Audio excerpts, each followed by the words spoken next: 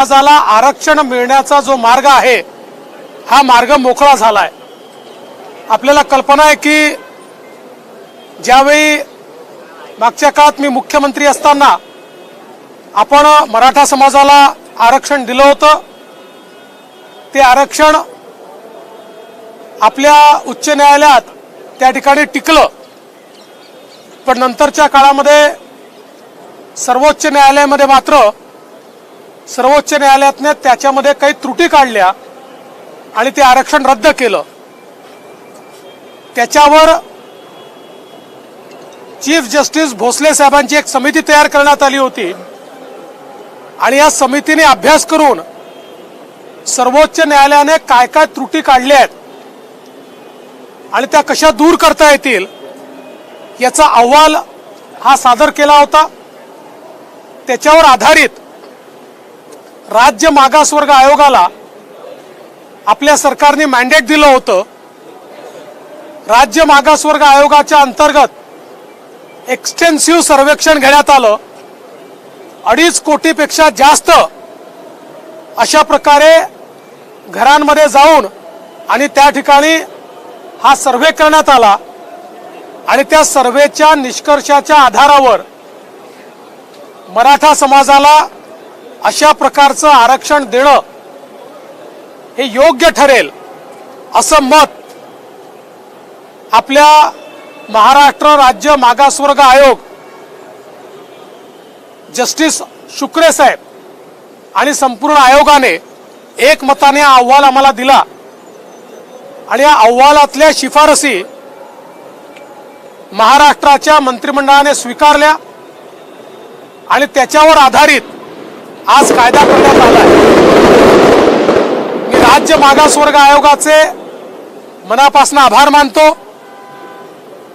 त्यासोबत जवळपास 3.5 लाख शासकीय कर्मचाऱ्यांनी अविरत हे सर्वेचं काम केलं, त्या सर्वांचे मी आभार मानतो। आणि यासोबत आमच्या विरोधी पक्षाचे देखील मी आभार मानतो की सभागृहामध्ये त्यांनी या विधेयकाला पूर्ण पाठिंबा दिला आणि म्हणून एकमताने हे विधेयक पारित झालेलं आहे। मला विश्वास आहे की एकीकडे आरक्षणाचा प्रश्न आम्ही सोडवलाय आणि दुसरीकडे वेगवेगळ्या मार्गातनं मराठा समाजाच्या उत्थानाकरता मग ते स्वर्गीय अण्णासाहेब पाटील आर्थिक विकास महामंडळ असेल किंवा या ठिकाणी राजश्री शाहू महाराजांच्या नावाने जी संशोधन संस्था आपण सुरू केलेली आहे ती संस्था असेल किंवा इतर विविध इंटरव्हेन्शन जे आपण केलेले आहेत, यामुळे मराठा समाजातल्या तरुणाईला निश्चितपणे न्याय मिळेल अशा प्रकारचा मला विश्वास आहे। मला याही गोष्टीचा आनंद आहे की हे सगळं करत असताना ओबीसी समाजाला कुठेही त्या ठिकाणी अडचण होईल, त्यांचं आरक्षण कमी होईल, त्यात कुठला वाटेकरी होईल अशा प्रकारचा मार्ग आम्ही स्वीकारलेला नाही। ओबीसी समाजाला पूर्णपणे प्रोटेक्ट केला आहे।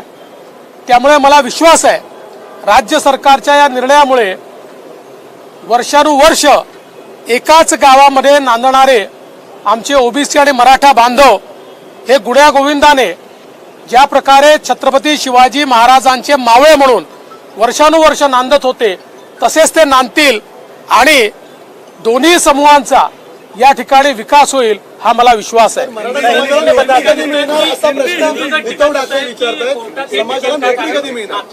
आज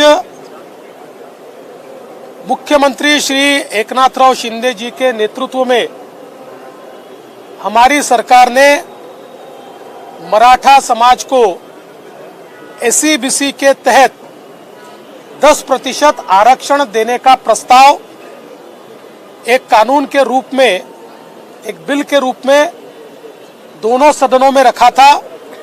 दोनों सदनों में एक मत से यूनानिमसली इस कानून को मान्य किया है, इस बिल को मान्य किया है और इसको कानूनन अमली जामा पहनाया है। अब कानूनन मराठा समाज को 10% आरक्षण दिया जाएगा। ये देते समय कहीं पर भी ओबीसी समाज के आरक्षण से छेड़छाड़ नहीं की गई। ये अलग से आरक्षण दिया गया है।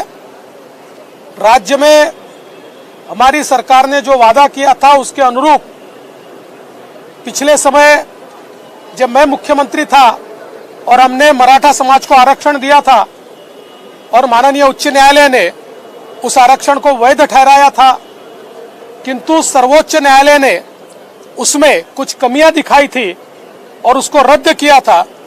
उसके बाद हम लोगों ने चीफ जस्टिस भोसले साहब की कमेटी तैयार की थी और उनको हमने ये निवेदन किया था कि ये क्या कमियां हैं और इन कमियों को कैसे पूरा किया जा सकता है, इस बारे में वे हमें मदद करें।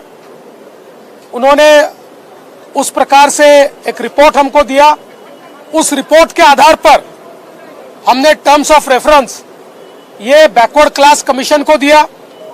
बैकवर्ड क्लास कमीशन के लिए करीब राज्य के 3.5 लाख कर्मियों ने एक्सटेंसिव सर्वे किया।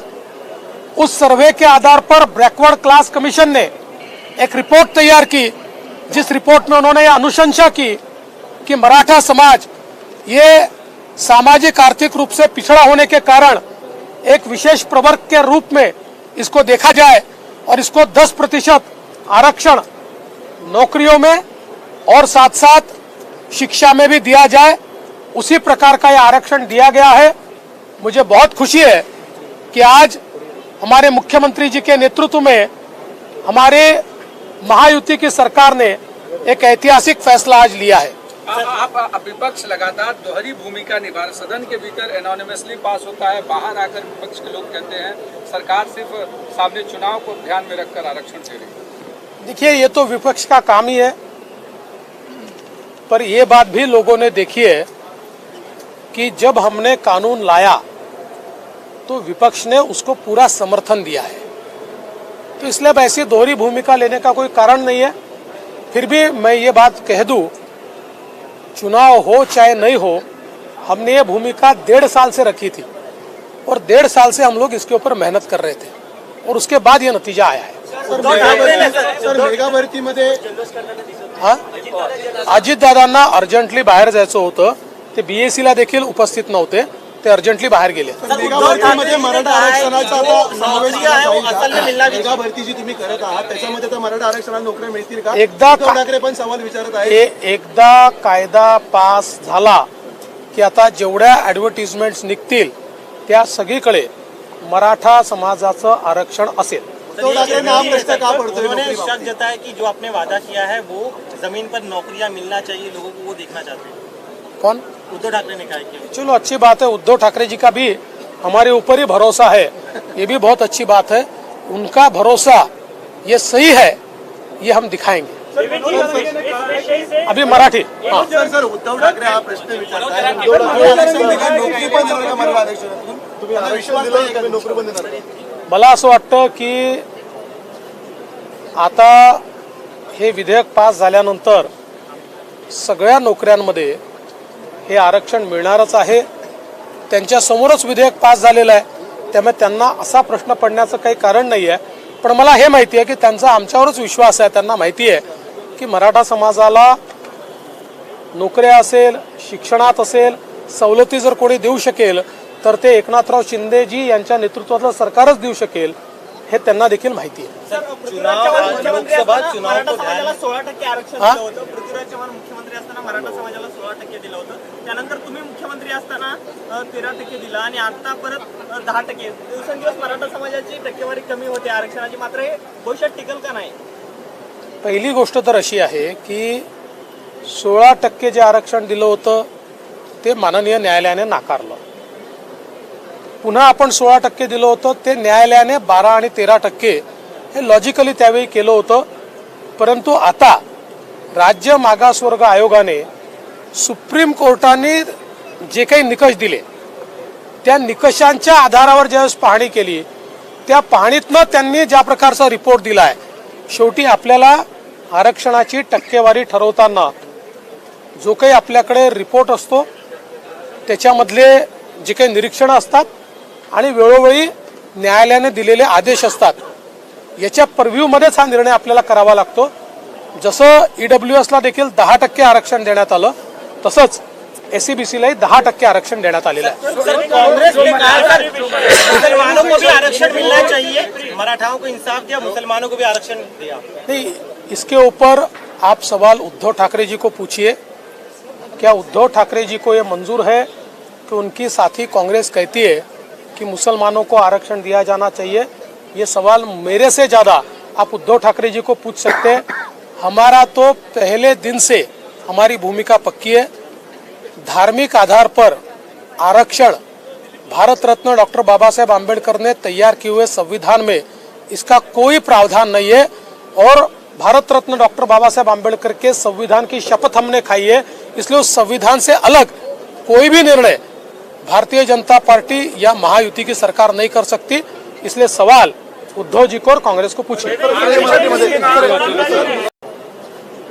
आता हे विधेयक पास झाल्यानंतर सगळ्या नोकऱ्यांमध्ये हे आरक्षण मिळणारच आहे. त्यांच्या समोरच विधेयक पास झालेलं आहे, त्यामुळे त्यांना असा प्रश्न पडण्याचं काही कारण नाही आहे. पण मला हे माहिती आहे की त्यांचा आमच्यावरच विश्वास आहे. त्यांना माहिती आहे की मराठा समाजाला नोकऱ्या असेल, शिक्षणात असेल, सवलती जर कोणी देऊ शकेल तर ते एकनाथराव शिंदेजी यांच्या नेतृत्वातलं सरकारच देऊ शकेल, हे त्यांना देखील माहिती आहे. सर, पृथ्वीराज चव्हाण मुख्यमंत्री असताना मराठा समाजाला 16% आरक्षण दिलं होतं. पृथ्वीराज चव्हाण मुख्यमंत्री असताना मराठा समाजाला 16% दिलं होतं. त्यानंतर तुम्ही मुख्यमंत्री असताना 13% दिला आणि आता परत 10%. ते सभागृहाने एकमताने मान्य केलं आहे. दोन्ही सभागृहात हे विधेयक एकमताने मान्य झालंय. त्यामुळे मराठा समाजाला आरक्षण मिळण्याचा जो मार्ग आहे हा मार्ग मोकळा झालाय. आपल्याला कल्पना आहे की ज्यावेळी मागच्या काळात मी मुख्यमंत्री असताना आपण मराठा समाजाला आरक्षण दिलं होतं. ते आरक्षण आपल्या उच्च न्यायालयात त्या ठिकाणी टिकलं.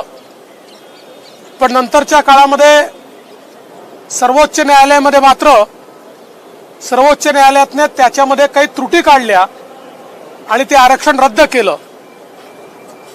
त्याच्यावर